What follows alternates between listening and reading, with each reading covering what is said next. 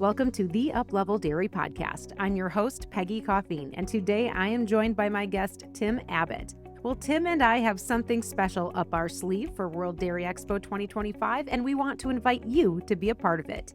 Keep on listening to hear more from Tim and to find out what our special surprise is here on the Uplevel Dairy Podcast. Hey, Tim, welcome back to the Uplevel Dairy Podcast. How you doing? Very well, Peggy. Thanks for having me. Good to be back with you. I've looked forward to this. Tim, earlier this year, you came on to the show and I put a challenge on you for the year, and that was to choose one word to live by for 2025. And I got to do a little check-in. This is the mid-year check-in. Remind us, what was your word and how's it going? Well, I laugh, Peggy, because Sharon and I kind of share office space, and I can hear Sharon cackling in the background about the questions. So we're not going to let Sharon answer, right? Because this is your and my podcast, so we don't need her opinion. But I'd actually love her opinion on this. But no, so my word of the year was focus, and you got me thinking a lot about it. You were talking about in our last podcast about stewardship and leadership and what we need to live by. And for me, focus was my word, because I'm the guy that everything that comes along that seems appealing, I want to jump into and get involved in. But I would say I give myself a B. I would say I've narrowed my focus. We're really trying to spend our efforts mostly on Showbox sires and developing that business and breeding better cattle for Showbox sires. So we have narrowed that focus. I own less cattle. I have less partners. So far, Peggy, I'd say a B, and I think there's before the end of the marking period, maybe I'd get to a B+. Hey, that's a good solid B, because what you're talking about here, that mental transition from being a yes to everything, that sounds fun, to putting some guardrails on, that's not an easy task. Feels like I'm in a performance review. Well, hey, you're doing great. You're getting like 4 out of 5 stars with a B. That's right. But really, Peggy, we talked about it, no matter what your business is, whether it's ours or yours or a dairy farm or cattle breeding, if you're not focused, you're not going to make the progress you want. And I was just with a young man that they milk a lot of cows here in Vermont, and he was showing me his group of 2-year-olds that average 4.6 butter fat and 3.4 protein on a herd of Holsteins, and they're giving 90 pounds a day. And he said the reason that changed is because they quit pretending they were selecting for higher components and started selecting for higher components or CFP. And that was an interesting point to me this morning, that they focused and it worked. So that's going to get me to a B+. Hey, that's a great little story to add in there of just that focus that producer made in their genetic selection and the result, right? When I was thinking about your word for the year with focus and reflecting on mine, which is stewardship, we actually both have had, I think, similar experiences in the past few months, because the thing that really came up for me that I've tried to step into a little bit more with stewardship is, I'm going to paint a little analogy, a little picture for you in the terms of how stewardship is used in the Bible, right? There is a master that gives a servant the charge of overseeing an estate, and their job is to make that estate fruitful. And the ability to do that, they have to nurture it, they have to grow it. But something else they have to do is pull the weeds and pick the rocks. And so when you think about old times and where did those rocks end up? They built a fence, right? And so that is a part that's really sunk in for me in the last few months, I think, is that building the fence, because that is the boundaries that we have to learn how to set so that we can steward what's in our field, or in your case, keep that focus honed in and narrowed in. But when you're a person like you are, or like I am too, where you see, you can't help but see opportunity in so many places. The discipline becomes in being able to set those boundaries. In my case, in this example, building that stone fence and saying, okay, this is where the boundary is. And I got to save my best yeses for what can grow in my field, and be okay that there's going to be some that are just going to sit on the other side of that stone wall. And so that's how it's played out for me. I think little similarities in some ways, I would say, to yours. What do you think? It's very similar. And yeah, I think both you and I, in stewardship or focus, think about it, there's always going to be rocks in our field. We're not going to pick the field clean.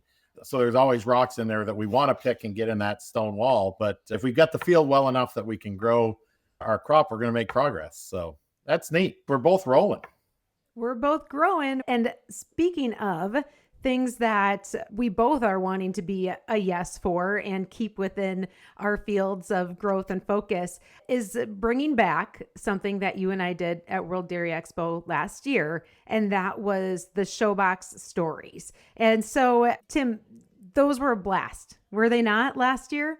They were so fun. We sat down with iconic people that had such offerings to our listeners. They had such good advice. And not just, I mean, for us that day, Peggy, you and I both had revelations that day listening to the group that we interviewed tell us their story. And I think it gave you and I more passion to get more of these stories told for our listeners or your listeners, because it's so magical to hear them, hear their words. We can write their words, we can read articles, but to listen to Ernie Kiefner and Tom Morris and Steve Briggs. And I'll never forget sitting there with John Vosters and Jim Ostrom, listening to the milk source story, just jumping out of my chair with excitement. Like, those are things you can't write, like the passion that those guys have. And I remember the Steve Briggs comment about how he uses young people as his mentors. That still resonates with me. And Tom Morris said it, and Ernie Kiefner said it. Young people are their mentors and they're icons. So at first you'd say that can't be. And then you think through it and you're like, wow, I know in my world, I've looked to young people to mentor me recently to try to help me become better. So yeah, a long answer to the question, Peggy, but boy, I'm fired up to do it again. Let's tell more stories. Yeah, absolutely. And I'm right alongside you there, Tim, with the enthusiasm and excitement. And we wanted to actually do something a little bit different for our Showbox stories this year, because I don't know about you, but I've gotten texts and emails over the last few months of people that have started to actually request and nominate others to be featured as some of those Showbox stories. And I'm guessing you have a little list in your text messages as well of some suggestions from people. But we really want to open up the Showbox stories that we capture in 2025 here at World Dairy Expo to really be directed by audience and listeners. And so what that means is that if you really love those Showbox stories that we did last year, now is a great time to reach out to Tim or reach out to me and just nominate someone that you believe is a leader in the dairy business and someone that you would really, above all, want to hear the stories straight from those people themselves, because no one can tell their stories like they can. And just as Tim, as you'd mentioned, sitting down with Steve and Ernie and Tony and Jim and John, like, you cannot replicate that the way that they can. And that's the gift that we want to bring to others in the business, is being able to tap into those stories as told by the sources themselves. And I'm pretty hyped up to accept some of those recommendations and nominations. How about you? Yeah, I can't wait. And I go back to how this all started, Peggy. You told the story of your old show trunk that came handed down from your grandparents or your grandmother, and the story behind that. And that's what woke people up to this, because it wasn't some iconic person you were talking about per se. It was an iconic story of passing on legacy and all the history. And we've all done it. We all sit at the shows and we talk on the Showbox and we tell stories. And that's how this got going. So I really want to advise our listeners, we'd love to hear who you want to hear from, but we also would love to hear your story. Peggy, if they've got a story like you about their show trunk that their great grandmother gave them and how it all transpired and how now their grandchild uses it, we love those stories too. Oh, we sure do. And those would be wonderful things that we can share out on our social media platforms. And those are the stories that they sink in. And it doesn't matter how old you are, whether you're the younger person in the business that is showing as a junior, or whether you are watching your grandkids show. There's something about those stories that just really hit home and resonate. And they connect us. They connect us with why we do what we do in the first place in the dairy industry. And it's about people as much as it's about cows. But you said a really strong word there, Tim, a few minutes back, and that was the word legacy. And that's really our goal, is to connect not just the legends, but also the legacy stories, and to be able to hear those recommendations, nominations from our folks out there that are listening and that are loving our Showbox series. So Tim, I have to ask you then, we're asking others to submit who they would like to hear, but if you could pick one person, and I'm going to just open the box wide open and say, if someone from the past, the present, or even the future, who would you want to sit down on a Showbox with and tell some stories? Well, and unfortunately, both of them are gone, but I would love to have sat down with one of my mentors, Bob Lord, who was manager of the Billings farm and one of my mentors and taught me a lot about the cow business. He would have been fabulous with these stories. And then the other guy that I would love to have done this with was my good friend Pete Heffring from Hanover Hill. His stories about breeding cattle and breeding racehorses and growing up in the industry, they're fascinating. And I got to hear a lot of those stories, but oh, Peggy, I wish we could do those over again and have them for our listeners. So the two that come to mind would be those two guys. I haven't talked to these guys about it, but wouldn't it be fun to hear what's going on at Arizona Dairy? How about what those guys have done? They've bred a great herd of cows. They're passionate about showing cows. And that might be somebody I think could be fun. Anytime you do interviews, how about a guy like Norm Nabholz? Has anybody got more history and more charisma than Norm in this business? So those are a couple people that might be on my list. Did I take yours? Those are a couple that were on mine as well, actually, Tim. And that's what's so fun, is I think there's so much camaraderie and commonality between the faces and specifically the voices, right? It's capturing the voices and capturing the stories that we can then go and share. But you touched on something earlier, Tim, in your response to this question, when you talked about the people that you would love to have sat down and recorded those stories with. They're not, unfortunately, they're not able to tell those stories anymore because they aren't here. And so when I think about that, Tim, for me, that gives such a strong sense of purpose to you and I teaming up to do these interviews as a service to the industry, as a way to capture some history and help those conversations and stories to live on. And for you, World Dairy Expo week, you got a few things going on that week, typically a couple shows here and there, probably a couple cows you're pretty excited about. You still choose to make time to sit down and have these conversations. So why is it important to you that we get together and do these Showbox stories? Number one, it's an honor to be able to do that from a legacy standpoint. If you and I, we work well together, we have the same vision. And if we can sit down with these people and we can tell the story and we can pass it on for generations. And so we don't have to say, gee, I wish we'd have done this with Pete Heffring. Let's just do it. So the next guy, the next Pete Heffring, has his voice on one of these shows. So it is the craziest week of the year for us, but I think it's so important. And the setting is so perfect. If you're going to talk to somebody about football, why not talk to them at the Super Bowl? And it's such an electric atmosphere with all the banquets and all the awards programs and all the great people being inducted into Hall of Fames and being recognized. There's no better time. So yeah, it's a terrible time for me because I don't have time to do it, but it's the best time to do it. So I can't wait. We're going to find time to do it, Peggy. Yeah, absolutely. And Tim, something that's really become clear for me in the last few months is just what an important role that collecting these stories really does serve. And it hit home. It hit my heart really, really hard in the past few months because as a lot of our folks that listen to this podcast, they've heard Katie Coyne and some interviews that I had done with Katie on the show here. And as you know, Katie is not with us anymore, but what I came to realize in the past few months is that the conversations that I was able to capture with her, they've allowed her voice to live on. They've allowed her legacy to live on. And having received some sweet messages from some of her loved ones and others that weren't family but loved her dearly, that really stuck out with me, that there's so much more to the work that I get to do with the podcast, but that we get to partner to do together.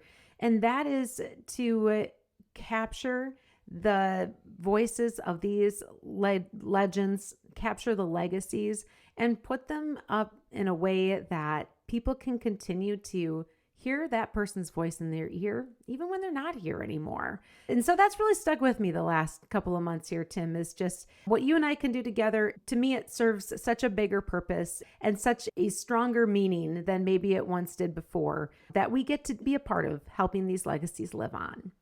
And that's exciting for both of us because we know the value of that. And that's a great example with Katie. And let's just make sure that we do as many of these as we can. And so we're really anxious to hear from the listeners because we want to know who you want to hear from. We're excited to look at that list and then go talk to the people and hope they'll join us, Peggy. Yeah, absolutely. And so for anybody that has someone that they would like to nominate, one of the dairy greats that they'd like to hear from, or a Showbox story that they'd like to share themselves, they can certainly reach out to me, Peggy at upleveldairy.com, or through Uplevel Dairy on Facebook or Instagram. And Tim, what's a good way to share some of those recommendations and nominations with you? Yeah, either text me on my cell phone, which many of you would have, or it'd be on our website, or send me an email, tim@abbottcows.com.